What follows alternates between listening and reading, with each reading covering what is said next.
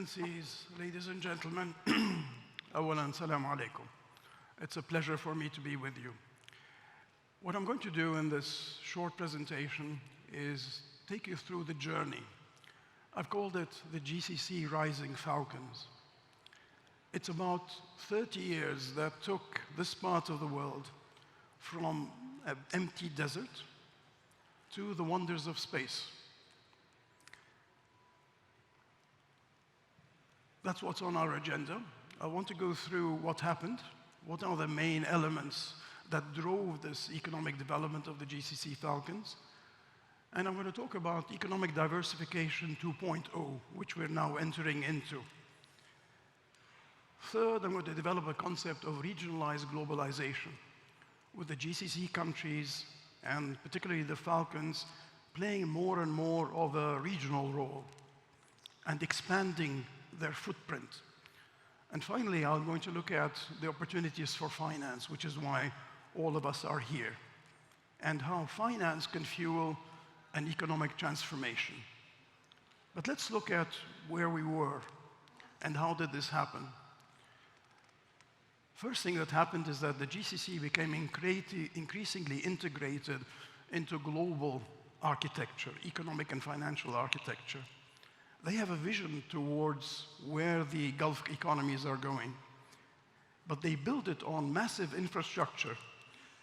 When you invest heavily in infrastructure, you can transform your economic geography, and they have done so. Massive quality infrastructure, and you've experienced it as you've come into Abu Dhabi and the UAE. Fast-growing populations, fast-growing economic growth, but at the same time, they've maintained macroeconomic stability, and I'll look at some of the numbers in a minute. And this is despite global and regional crises. Accumulation of wealth, more than $3 trillion worth are now invested internationally through the IFCs, through the international financial centers, and the sovereign wealth funds. And over the next 3 years, 2023 to 2026, we're expecting 1.1 trillion to be added to the reserves of the sovereign wealth funds and the economies of the region. So you're talking about more than $4 trillion available. But already you've got national resource wealth. More than 30% of the world's oil and gas is in this part of the world in the GCC, and more than 30% of the trade. And they're highly rated. And of course, the financial markets are now fueling a transformation of the region, which we'll get into. Snapshot, I won't spend too much time on it, but I'll give you a snapshot from 2000 to 2018, the past few years, COVID in 2020. But look at how the GCC, UAE, and Saudi recovered from COVID very rapidly compared to the rest of the world. What does that show? It showed that the health system, the public health system, was resilient. You have 100% vaccination rates now in the UAE. That's incomparable to the rest of the world. So as I project forward, these are our projections for the main macroeconomic indicators: GDP, inflation, current account, fiscal balances.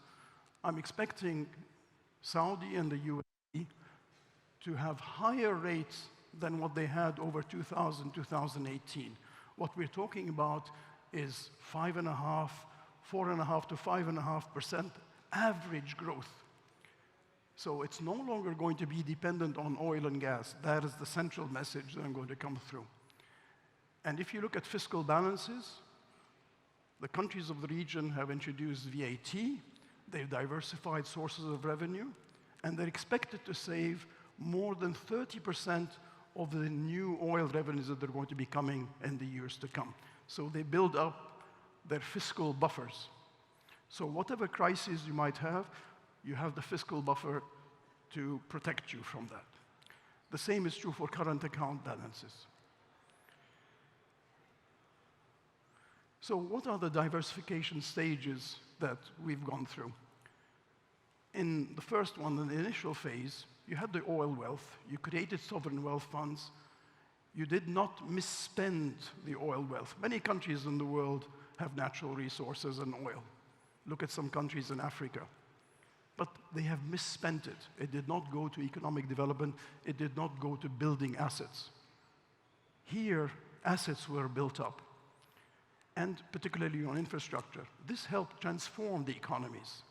So you went into diversification phase, which attracted a lot of people from the rest of the world. You built up the infrastructure, transport, logistics. You went into services, tourism, manufacturing, industry, and away from just the oil sector.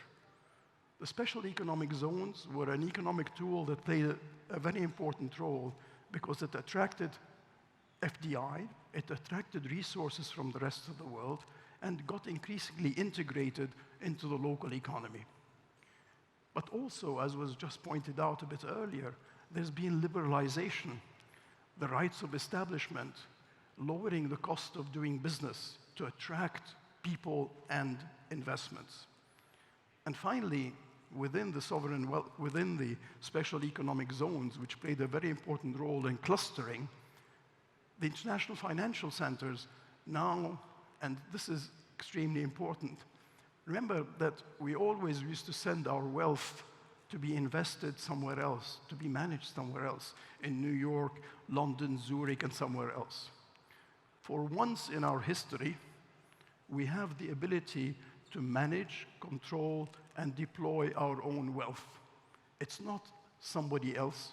We are doing it ourselves. Major achievement. We're now going into phase number 3, which is what I call the soaring falcons. We've been the roaring falcons, but now we're going to go towards the soaring falcons, and I'll discuss how that's going to happen. But it's based a lot on going into the new economy, on digitalization, but also much more regionalized, what I call regionalized globalization. And at the same time, you're moving towards decarbonization, net zero emissions, transforming the economy, going into energy transmission. So let's look at what are the factors driving that. But just to measure it, we've developed an index called the Global Economic Diversification Index, which you'll find on our website, which measures what happened between 2020, 2010 to 2020, to over a 20-year period. And you'll see that the 3 economies which are the most diversified is the UAE, Saudi, and of course Bahrain, but much smaller economy. The others are lagging a bit behind. This measures economic diversifications across 3 dimensions. How diversified is your output?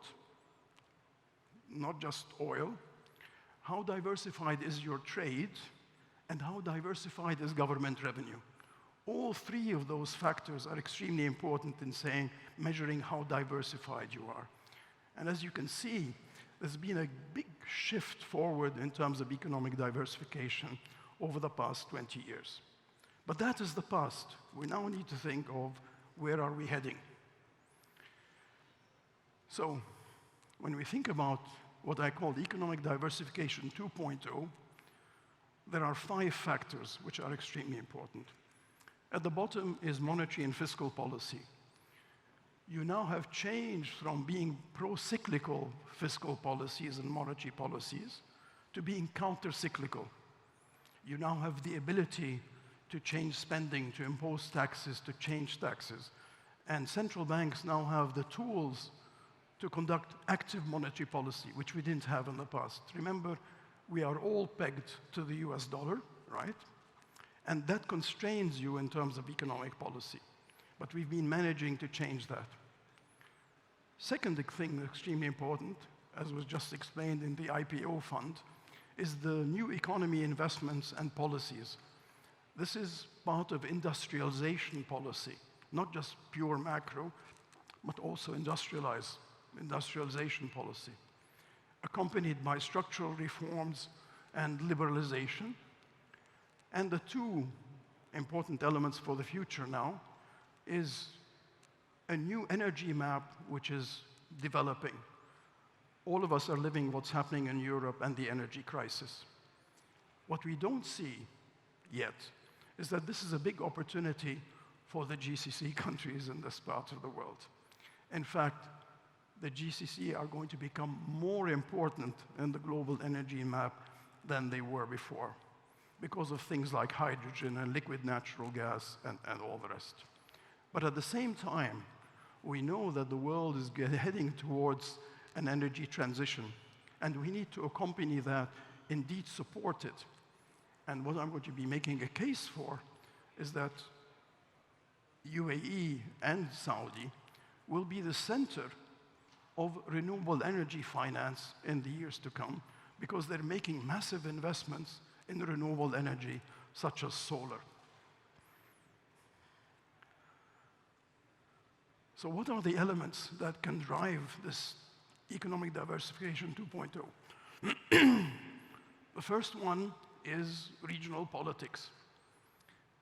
As you know, a decision was taken consciously of disengaging from regional conflicts.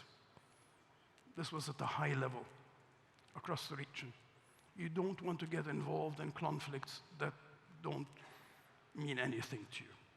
Conscious decision. Second, going for greater regional integration, giving foreign aid and finance to help countries, for example, Egypt and others, joint industrial partnerships, but also forging new links through diplomatic openings, such as the Abraham Accords. But more important in terms of a building block for the future is what I call regionalized globalization. The UAE is now at the forefront in signing free trade agreements with a number of countries. India, Indonesia, and perhaps soon China, I don't know. But we need to remember that Asia today is our biggest market, not just for oil and gas. It's our most economic trade partner. So what's happening now is that we're now signing free trade and investment agreements with those enormous blocks. That's going to help us transform our economies. And increasingly, and this is where the infrastructure is so important, we can integrate many countries that don't have the infrastructure that we have. Think of India. India has very poor infrastructure, but we provide them with airline services, so they use our ports, our airports, and others. So this means that we integrate them into global supply chains. So they come through us to get integrated into the globe. And finally, if I look forward, we're going to have an integrated GCC power grid.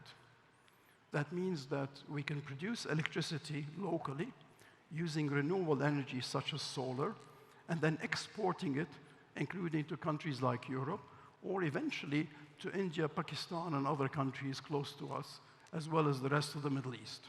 So those are all on the horizon. So what is our role? Here I'm focusing a lot more in terms of the finance industry. We said already that I now manage to control my own wealth. Important. I have the capacity to do so. I have the people. I have the rules and regulations. And remember, we had the ability, we didn't have any legacy systems, so we could adapt and develop rules and regulations and infrastructure to suit us forward. So when I look at that, I look at 4 elements which I think are extremely important. There's a new global energy map which is emerging, hydrogen and the rest. We should finance that out of here. We need to finance structural change, privatization of state-owned assets, of state-owned enterprises. It started with Aramco in Saudi Arabia. It's now happening in Abu Dhabi. It's now happening in Dubai. That means you will de-risk your fossil fuel assets over time, and you get more involvement of the private sector. PPP as well. So that's the second dimension you need to look at. Third, as the UAE and Saudi and GCC sign free trade agreements with the rest of the world, we have to think about how do we finance trade and investment in all those countries and link them more deeply into our economy. Digitalization and new economy is a major area. This was mentioned as part of the Abu Dhabi IPO fund. That's certainly the direction to go. Why? Because we want to create jobs for our young people. That's the most important thing. We want diversification, but we want to grow our entrepreneurs and innovation and create jobs for our young people. And finally, of course, your role is how do I manage to deploy my wealth and do it securely and soundly. So those are, I think, the 5 elements moving forward. So I'm told that I've run out of time. 12 minutes. So this is, in fact, my last slide. Okay. Usually as an economist, I'm a practitioner of what they call the dismal science, right? I always tell you about the risks and the crises, etc. And we have plenty of those. I will tell you this is one of my first times where I've had a positive message which I believe in throughout. And this is the summary of it. Number one, UAE and Saudi now have maturing economies. They built up their infrastructure. They are implementing economic diversification 2.0, which will mean less volatile, more stable, but also higher growth path than what we had before. Number two, you're integrating increasingly economies which are linked to GCC trade and investment. That'll mean more trade opportunities, more opportunities for innovation, more opportunities for job creation and economic diversification. Message number 3. When the rest of the world is fragmenting and decoupling because they don't like China or they don't like some other country, this is a big opportunity for us because it means we don't need to be associated with that. We don't want conflicts. We create our own regional markets. We create regionalized globalization using our assets, using our infrastructure. And those are the 5 elements, I think, which should drive our strategy moving forward. Financing regional globalization, digitalization and modern investments and modern technologies. 3, we have the opportunity to become a global clean energy and renewable energy hub. At the moment, there is no renewable energy hub in the world. Not in New York, not in London, not anywhere else. We can be the global hub for renewable energy and clean technology. And finally, of course, there's a new energy, global energy map occurring. We can make that happen. And of course, you know this better than I. You develop the capital markets, go for privatization, finance that. So that's it, 30 years. It's an amazing transformation. The only other country I know of that was able to transform in such a short period of time is China, with very different circumstances. But there you are. I mean, here's you're living in the UAE. You went from a desert, and you sent a probe to Mars. You sent a probe to Mars, and there's a Mars program now happening. Maybe next time we meet, there'll be a space center here, where we can send rockets up there. Why? Because increasingly, the future is going to be in space, which controls satellites. If I don't control my satellites in space, I do not control what's happening on the ground. So maybe that's the next thing on the horizon. So, ahla wa sahla bi soaring Gulf Falcons. Thank you.